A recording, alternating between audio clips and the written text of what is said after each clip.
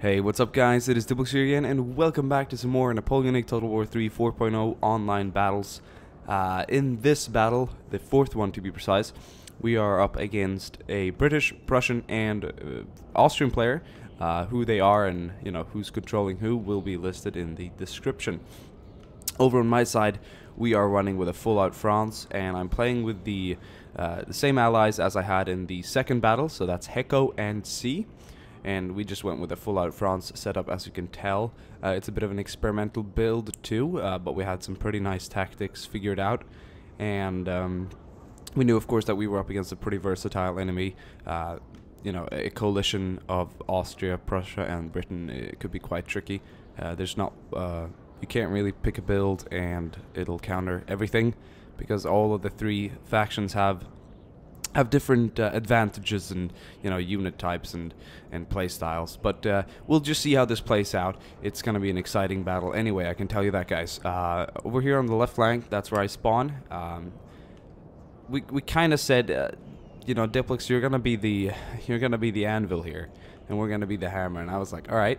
So pretty heavy on the infantry as always. 6 units of chasseurs appeared. For the cavalry support, I went with 3 hussars unit, no heavy cav this time around. 2 horse artillery units, one being old guard, very good on that behalf, and just a regular horse artillery piece right here. These are not my cav units, don't ask me why they're there. My general is chilling back here. We also have 4 fusiliers to line, and I have 3 grenadier units, along with 1 unit of young guard flankers, chasseurs. Very beautiful unit here. Extremely good looking. Creds to that. And Heko, I can't really tell who's who here because they merge all the things together. But Heko and C went with a hell of a lot of grenadiers. Grenadiers. Pretty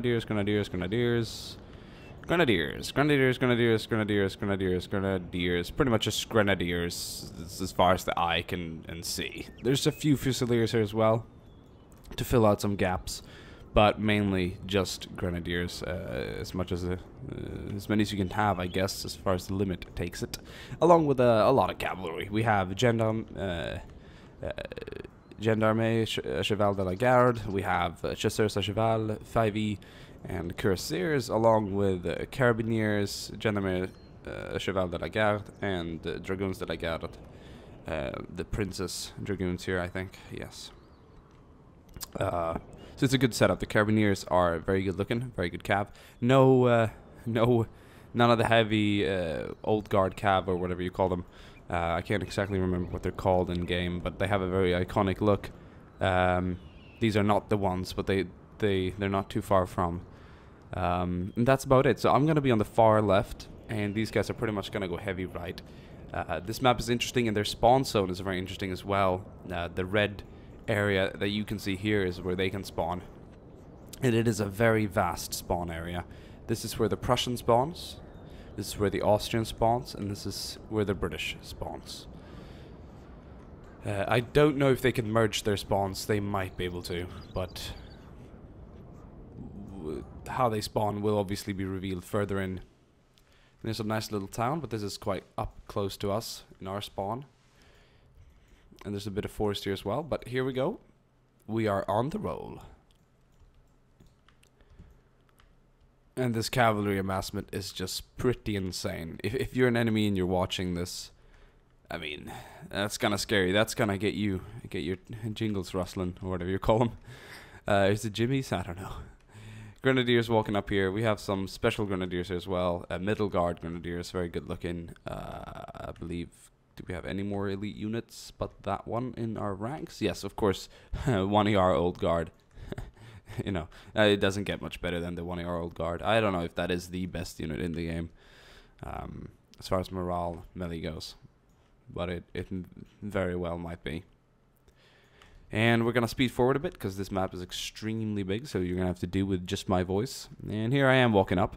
Yeah, this is kind of realistic, the no collision thing. It's a little annoying when you're telling your cab to go where places, but well, what do you do? And sometimes, by the way, a tip: horse artillery can get really far away from you really quickly, and that's where it gets annoying, because these guys have to babysit my horse artillery. What if an enemy unit just runs up to try and pick him off? Well, that would be shit, wouldn't it? So I gotta keep my cavalry close. I didn't know they were gonna get up there so fast. I said here's where I will deploy because this is a reasonable area.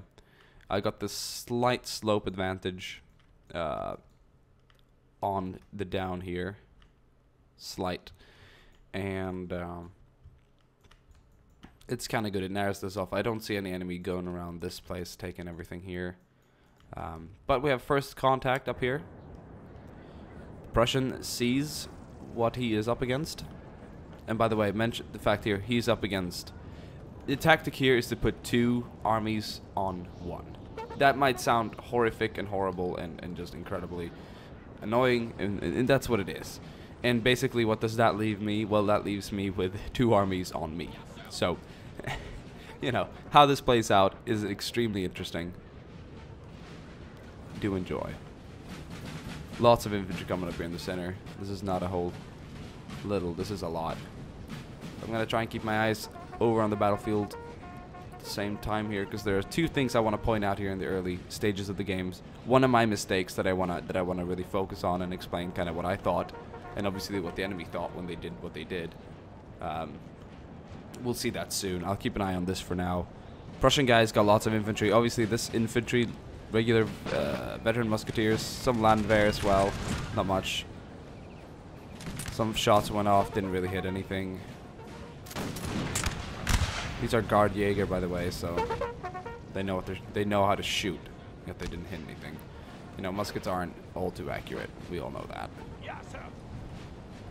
So he's amassing his cav here. This Prussian guy cannot pick a cav fight with him, and he knows it. Right, over here on this side. This is what Alright. To begin with, I didn't see these Austrian cavalrymen until probably about now, when I already engaged the KJL here. So this was a major mistake. First I thought, this guy's crazy. No way is KJL is gonna be able to beat my cav, and then I realized, shit, his Austrian ally is gonna send in his cav to engage me as well. I gotta get these guys up on the side to defend my artillery. And here comes more hussars. I gotta pull back, use my general for morale, pull back to the cav, let's just defend the artillery.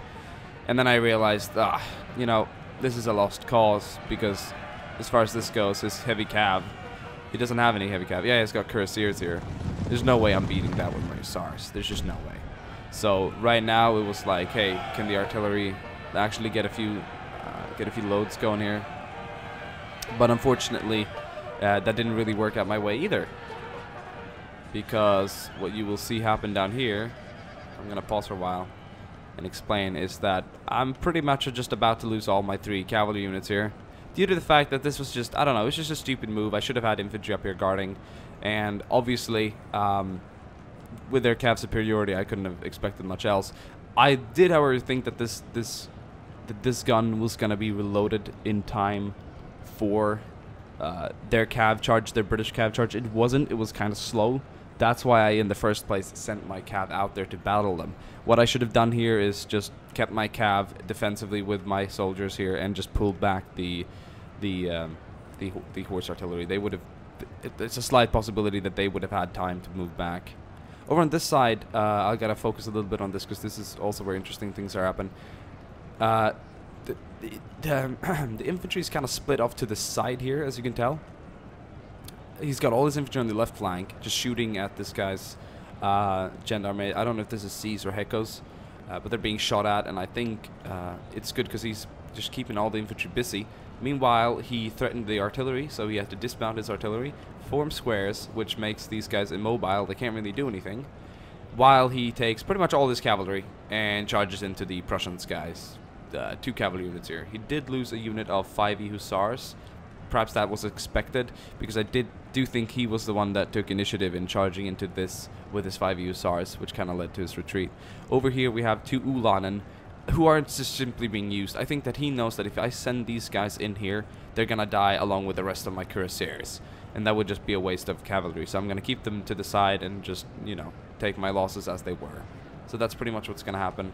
We'll just continue watching what's going to happen here. Our men are running, sir. There goes a shrapnel. It shoots. It kind of hits my own guys in the back. That kind of hits 2 of my own guys as well. It's just a mess. And I was like, fuck. This is a really big mistake, because I've lost all my cavalry contingent, and I'm about to lose 50% of my artillery.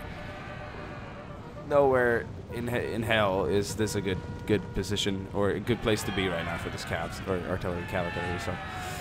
Of course, artillery, cav artillery. You could technically say cav artillery, I guess. Well, that's it. And he's gonna pull his things back, because my infantry contingent is gonna be the stop sign for his cav, and he routed those guys. Due to his immobile infantry, I think they might just go for all of his cav at the same time here. I mean, or pull back. They are winded. They have to watch out for exhaustion when it comes to cavalry, because, you know, exhausted cavalry is not good cavalry at all. But I feel a little bad for this Prussian player because he's got 2-on-1, technically, in time. And I got pretty much 2-on-1. Here comes the British infantry. We got 79 KGL, 79 KGL, 79 KGL. So there's a lot of Highlanders and Ging's German Legion. Jawohl. The Austrian is setting up in a pretty good position here. He's got his artillery focused here in the center. He's kind of a junction point here. He's gonna be left, right, and center. But in the end, I mean, I'm kind of up against 1.5. But as this evens out, my allies can position more infantry on this side to aid me in the battle there. But the Prussian player is far from done yet. There's the 5 Hussars routing. Those 5Es came back, so it's a bit of a trade. Let's see here. He's trying to chase down his Ulan, and didn't really work. Truth be told, to cut down most of his own guys there, and how he told them to hold fire. You heard the drums. Prussia's a very cool faction. I should play Prussia more often. Austria as well. So now they got lots of cav, lots of good cav, behind enemy lines.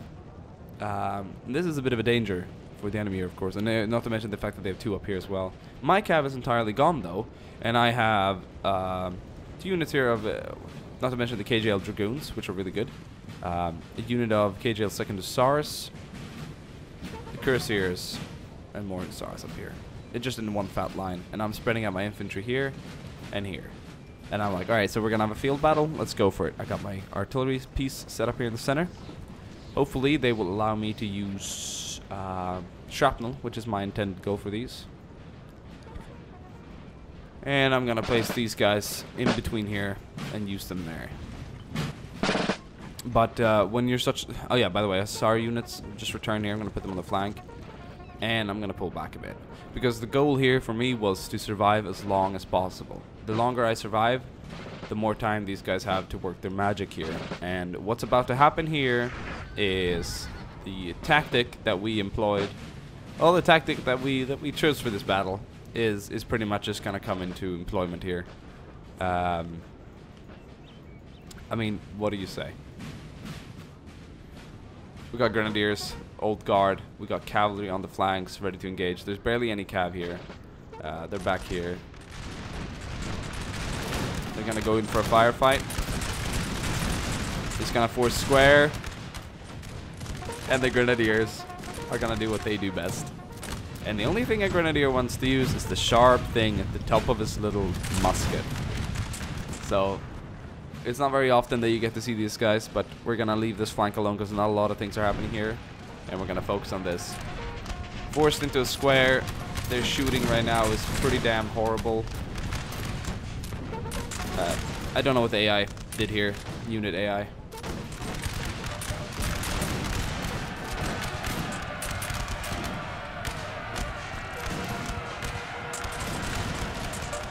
And that unit is butter toast. That grenadier unit fell. Obviously that was a trade, 1 for an eye. This is messy. Some more battling over here. The cav broke that 5-pounder. More units are coming in here, and the cavalry is resting back there as well. Old guard are doing good. The old guard can pretty much stand against these Ulanen without even being in a square formation. That's pretty impressive. There goes that one. Go time, go time, go time. One down. You might as well just bring down the other one. Besides, we've got the guard gendarme here as well, and they're gonna make toast of these Ulanen. There they go, pretty much done. The 1ER is gonna get to business again. Obviously, 2 grenadiers were sacrificed for 4 of theirs, so that's, I guess, that's a pretty fair trade. And more of the cavalry that was rerouted is coming back, or returned from route. I don't know what they're gonna do, if they're gonna form massive squares here, but the second you charge in with that infantry, those squares are gonna be pretty much useless. There's the old garden work. So they're gonna make quick work out of that. And these grenadiers returned, by the way. Really nice use of the general staff there. And this Prussian guy is confused. He's got his infantry here, he's got some infantry here. But I don't know if it's gonna be enough against these grenadiers.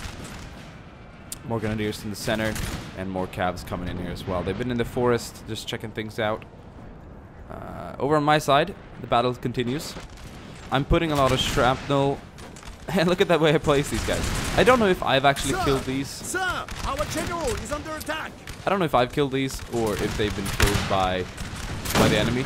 But it's quite likely that my own guys have actually been shooting. Shrapnel here doing pretty good work on the poor 79th. Yeah. And overall, I think I'm winning.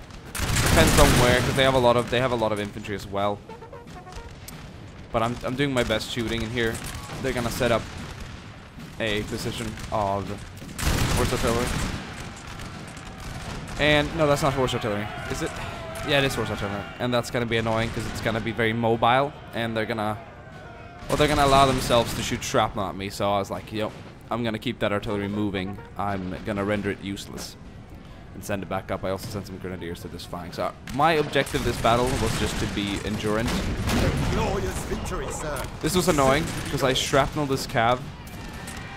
And I was like, oh, fuck this, man. This is annoying as hell. They're gonna get my artillery and my other shit. But luckily,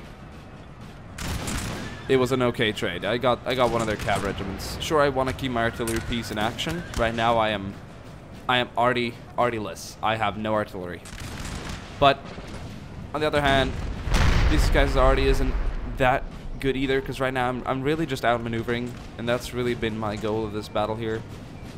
Turn back, turn your back around, and just do tactical retreats. It's gonna annoy the hell out of the enemy player, and it's gonna put him out of position. It's gonna force him to fight, not really exactly where he intended to fight. So that's what you're gonna see here from the future, and just mainly just me being as endurant as possible. And over on this side, the Prussian player is pretty much gone through some pretty amazing melee charges with the grenadiers that you've seen, along with the cavalry. Very, very good. I mean, it's a winning combo. Melee infantry and cavalry. It's a winning combo if you can manage to keep your infantry happy. If you can keep the morale up high. And it's just gonna keep charging in here. This guy's forming squares. It's not gonna do anything.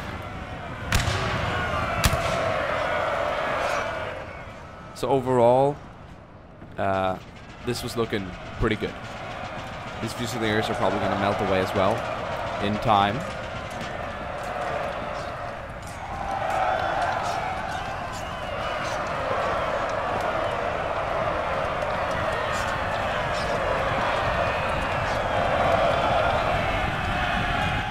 Comes the old guard and a few more.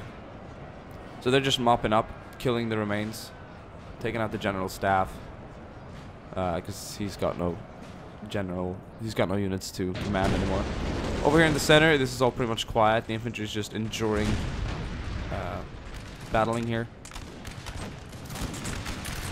This British guy's got some, well, he's got lots of reserves. If I were him, a little, like, you know, post commentary thing here. Oh, I saw this coming, and I ran him in front of the cav, and I ran him to the cav, and I formed square in the cav. So I really fucked this guy up. He didn't see that coming. So, you know, I was like, yes, payback. That's a good trade. That was a good trade. And then we're gonna keep running. If I were this guys, I would have just utilized this infantry, put it on the flanks, go around here, because they're not reserves in this game. Really just doesn't. No, you need, time is at the essence. and you need to utilize it. My general's gonna run back, and I think I found my final position now. I've barricaded the house. This guy is instead of using killed their general, sir. oh, Now they must break. instead of using shrapnel, he will of course be using instead of shrapnel, he will obviously be using cannonball, round shot at my building because he wants to bring my building down. He's not really hitting anything now, but in time you'll see that he'll come to his senses and use round shots. And now he's gonna actually employ his 2nd battalions here, I think. Right, so over on this side, the Austrian is preparing for the might. These guys are not tired, but walking in forests are, well, it's painful, it's slow. This is not really a thick forest. Don't ask me why they're walking so slow, but that's just the case. That's just how it's gonna be. Wow. Got lots of grenadiers up in here. Cavalry is pretty much fine, and this is just a, wow, this is a slaughter. Look. Just Prussians everywhere. A few Frenchmen. Nice job, guys. Nice job. Alright, over here, they are attacking the Austrian player. They're starting out by engaging his fusiliers on the side. And this is the lighter infantry, but the sheer number here is just, that's gonna be enough to break him. So he's gonna reposition his artillery a bit here. He's gonna get his howitzers in a better position. He's gonna bring his 6-pounder horse artillery. He's overall just gonna get in a better position. And I'm forcing the British player to really just head up and fight me like this. And I felt that I was in a pretty good position right now. I'm not really taking any shrapnel fire. I have the high ground advantage, although it's very tiny. It's mine. And I'm forcing them to sort of like utilize less troops since I'm backing up. They're kind of colliding lines here, so he's really using reserves later on, like these. He's not utilizing everything at the same time. If I were him, I would have gotten them around the flank. You know. All these 5 units, if he would have just walked them around my lines like this, I would have been in a shitty, really shitty position. So that's what I would have done looking at this afterwards. Right, this is pretty much done. They're gonna line up in the forest, and it's gonna be an epic kind of standoff here. The main body here is moving up. The battalions of fusiliers from all around France are moving up. I fixed the smoke, by the way. Like the fog thing. I just changed my settings around a bit.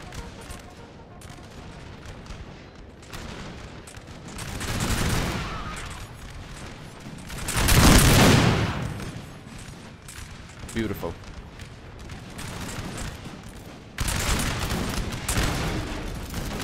So already I could tell I was making this annoying for the British players. Hanoverian Landwehr here on the side as well. They're not really up for the task of doing anything here. And I have 2 units in the house now. I have both my grenadiers and my flankers. They returned from the cavalry fight back there. So overall, pretty shitty situation. And I'm going to utilize these houses here to put a lot of pressure on these guys here. I'm putting lots of muskets without really risking their protection here. So getting our guys up, getting a few shots off. Really cutting down quite a few here. Forcing him back. The second he goes back, I'm going to move back. But he's also going to use the house. He's going to put a 79th unit right in between here. Whether that is good or not, I don't know. I didn't see any really efficient proof of that during the battle itself. But we're going to look over at this flank as the main attack is about to begin. But this Austrian is pretty well geared down. He's got lots of artillery. He's shooting shrapnel. He's not really hitting anything at this range, so they're fine. They were in the howitzer shell in the forest here. Probably killed a couple. So this is really gruesome. And right now we're moving up. The French contingent is moving up. But watch out for the shrapnel. This is where the nasty things happen. In this range, shrapnel is extremely efficient. Let's see if we can get a good example of that for the 6-pounder here. Let's see what unit he shoots at. Oh, I think something happened. I think he could have retargeted something else. Might not be any shrapnel here. Oh, he's gonna target straight into this unit. Oh, there goes 3. And oh my god, that was gruesome. And that pretty much broke him. I think they lost around what? From like they lost 11 guys in one shot. That's a lot. And right now he's using his cav really smartly here, so I'm gonna take a screenshot there for the thumbnail. Amazing stuff, guys. Amazing stuff.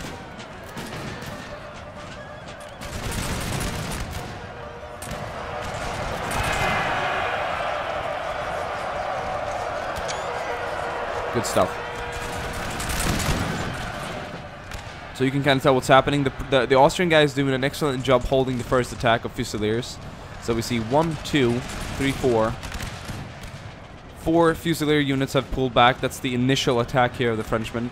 We got 2 more Fusilier, or a couple more Fusilier units actually in the center here holding out. The Austrian losses were some German Fusiliers, the Howitzer, the 6-pounder artillery, and the 1 SR unit. So an alright trade here. Another German Fusilier unit's going down. He's charging his 2 units into this flank here, the NR51. That's not going to quite cut it. These Fusiliers are going to be forced to pull back, and so will the rest. So right now the trade for the Frenchman hasn't been all too good, except for the fact that he really just broke the flank position here, and he can now send in more of his units. Over on this side it's pretty calm. But C's, I know for the fact that this is C's units, his Grenadiers. Some of these are Heckle's units. But C's units are moving in now with his Grenadiers. And he's going to try and break this flank instead here. Because right now the French casualties are actually starting to ramp up a bit. And British reserves will be sent in to take the place here. So this is a bit crucial here, truth be told.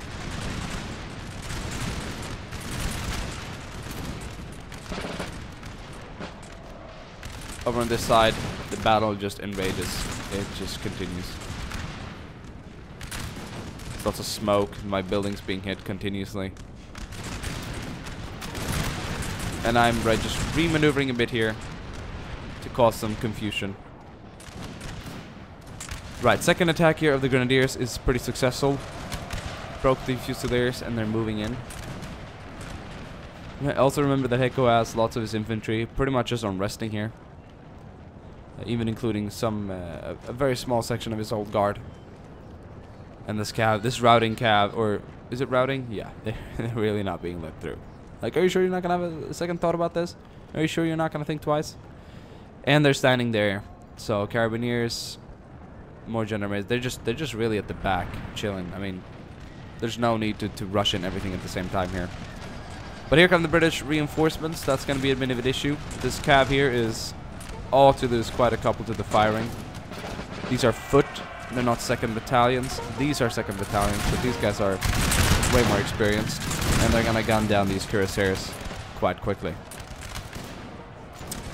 Not to mention the fact that this square of Fusiliers probably have seen better days, and they're being pushed back. So they're really holding this contingent here as well.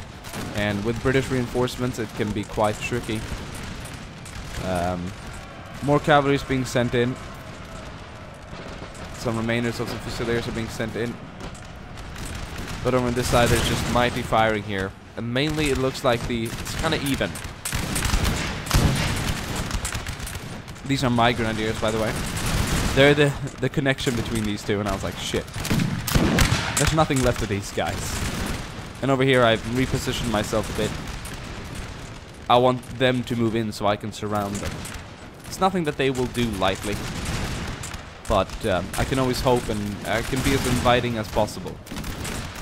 The square is holding up against these dragoons. He's going to send in a unit of Fusiliers, and I don't know. Is that going to cut it? I don't think so. The general's nearby, is he? Prussian general? No, he's not too far away. The fact that he's going to recharge with cavalry here might just be enough to break them. But over here, these battalions are laying down some good fire on the Fusiliers. Question is though, will that be enough?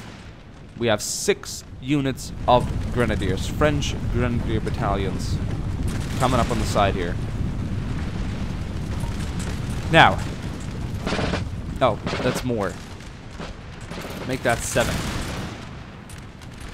This is punishment, and these German Fusiliers will not remain for a long time. My centerpiece grenadiers just broke there, as you can tell.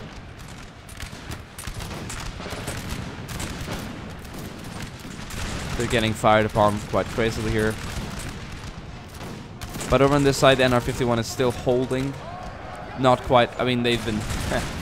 I don't know how many units they've charged at this one, but it's done very well. It has indeed done very well. But right now, it was about time to get out of here. Over on this side, it's loosening up a bit, unfortunately. This is something I did. They're being pulled back.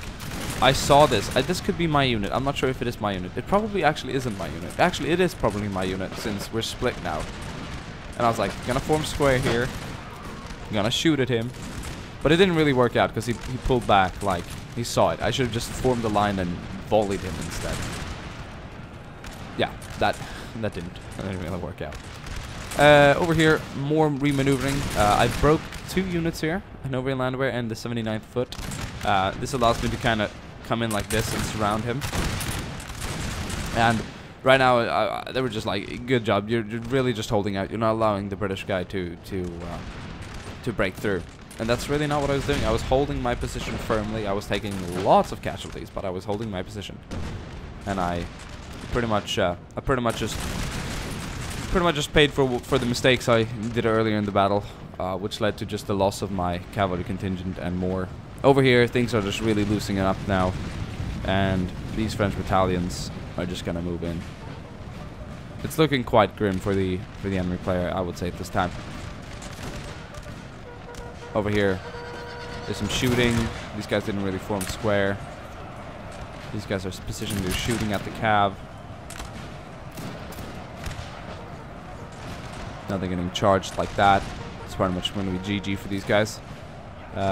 Austrian player is going to move up quite aggressively here. We are actually under strengthened. This is pretty much just all my units now that you see here. From here on out, it's all mine.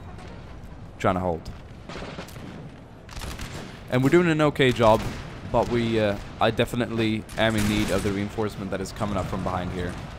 But this is really, it's been an amazing battle so far. It was really enjoyable. Heiko's reinforcements are coming in as well, and they were resting. Although I honestly do not believe that he actually quite needed all of them. There's a few veteran musketeers here in the forest that needs to be dealt with again. And there's just a few returners here and there.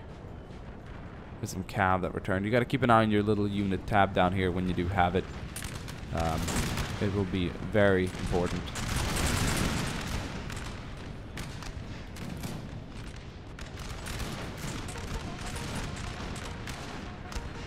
Pretty much broke everything here. Broke everything there. It's looking pretty much GG, guys. I also sent one of my grenadiers units that I had in the house out. This one was gonna deal with the artillery. It was gonna be payback time. Our men are running, sir. Oh, one gave up here as well. Mainly up here, because this is where actually they're putting a lot of pressure on me. So most of these units are actually probably gonna give up. Yep, they pretty much routed it. Question is, will the Austrian and French, no, the Austrian and British contingent here be able to hold all of this? It's an impossible task right now. Only a miracle could really pull through with this, and I don't know what that miracle would be. Both generals dying in a crossfire or something. Putting all melee units on one. I don't know. Right now, we're engaging in a bit of a melee here. Oops. My chasseurs not really gonna be able to keep up with those Highlanders as far as melee goes. This captain's like, continue the attack, forward. What's the captain? Don't tell me they've lost the captain. The captain with his sword is the one. There he is. Aye. Hold firm, man, hold firm. And this guy was like, I don't know what the hell. This guy's really fighting. And then I had more people laying down fire here, and I had minor reinforcements coming in here from as well. And the grenadiers in the back here, they're gonna finish this off. A little of this too. For some reason, this KJL unit really doing good here. Almost breaking this grenadier unit. In fact, it actually did. Amazing, amazing. I was firing at that. I was like, nope. Can you guys stop arguing so that we can turn around and fire? Right. There wasn't going to be any of that. They're charging into me.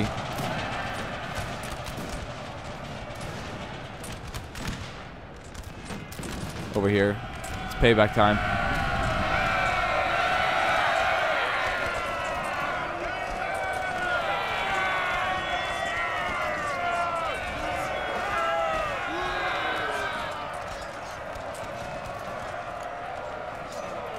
I'm running with the fife in his mouth. This is the saber brigade. Now they must break. Just gonna do some square play over here. Kind of just broke it, everything with my infantry here. Then my general's like, free pickings, boys, free pickings.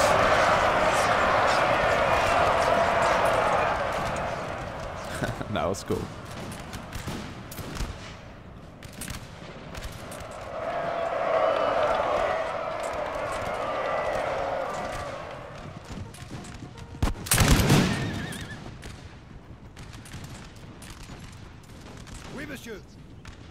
Oui, monsieur.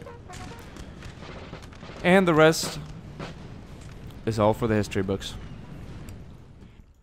That's pretty much it, guys. I'm getting cold again. I don't know why. That happens every now and then.